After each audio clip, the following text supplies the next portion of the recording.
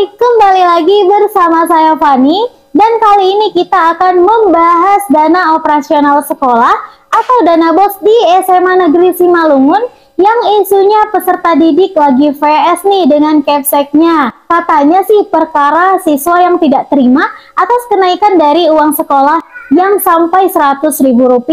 Padahal negeri ya, kok uang sekolahnya mahal sekali sih? Oke, namun menurut berita yang dilansir dari Benteng Siantar, di mana perihal masalah ini sudah cukup lama, namun dulu masih bisa ditahan nih pemirsa sekalian. Namun sekarang peserta didik melakukan unjuk rasa di mana peserta didik mendesak Ibu Rismauli untuk turun jabatan sebagai kepala sekolah nih. Dari mulai peraturan sekolah yang menghilangkan buku paket akan didenda sebanyak Rp120.000. Dan isunya juga, capsek mereka terlalu pelin-pelan dan selalu bersikap arogan nih pemirsa. Kalau menurut Fami sih ya, mungkin agar operasional dan segala kegiatan di sekolah tersebut lebih berjalan dengan semaksimal mungkin, baik dilihat dari aspek internal maupun eksternalnya.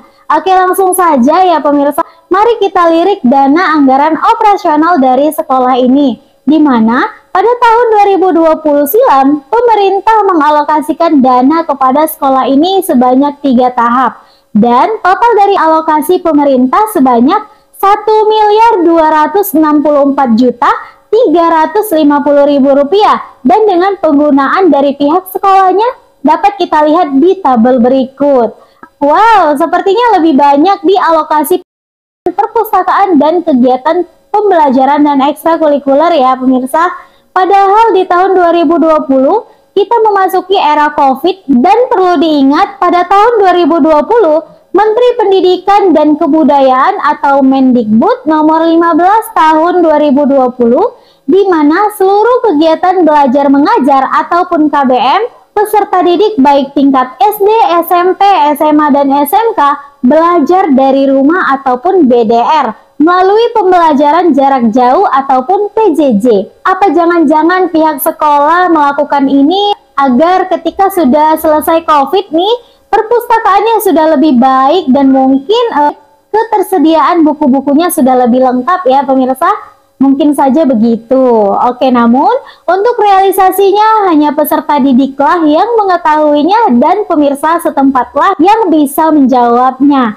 Oke, lalu di tahun 2021 pemirsa, pemerintah mengalokasikan dana anggaran operasional ini kepada pihak sekolah melalui 3 tahap pula. Di mana kalau kita perhitungkan nih dari keseluruhan alokasi, pihak sekolah mendapatkan dana anggaran ini sebanyak Rp766.800.000, dan dengan penggunaan dananya dapat kita lihat di tabel berikut. Namun pada tahun ini di tahap ketiganya pihak sekolah belum melaporkan dana anggaran ini. Yang menjadi pertanyaan saya, mengapa penggunaan alokasi dana pada tahap 1 dan 2 sudah mencakup keseluruhan alokasi dari pemerintah, sementara di tahap ketiganya pihak sekolah belum melaporkan alokasi dari penggunaannya? Kira-kira pertanyaan saya kali ini siapa ya yang dapat menjawabnya?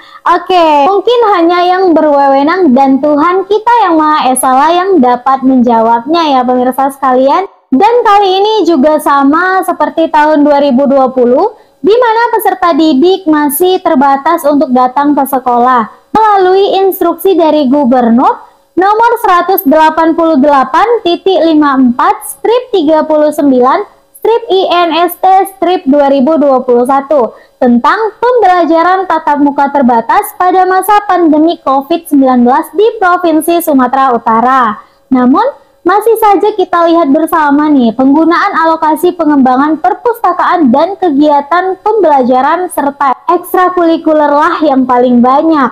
Padahal bukannya pembelajaran masih kebanyakan mengirimkan PDF melalui grup WA ataupun Japri melalui WhatsApp. Oke, nah kalau kita bahas nih mungkin tidak ada habisnya ya pemirsa. Sama seperti manusia juga, manusia tidak ada yang sempurna kecuali Tuhan. Oke, langsung saja nih kita masuk di tahun 2022-nya.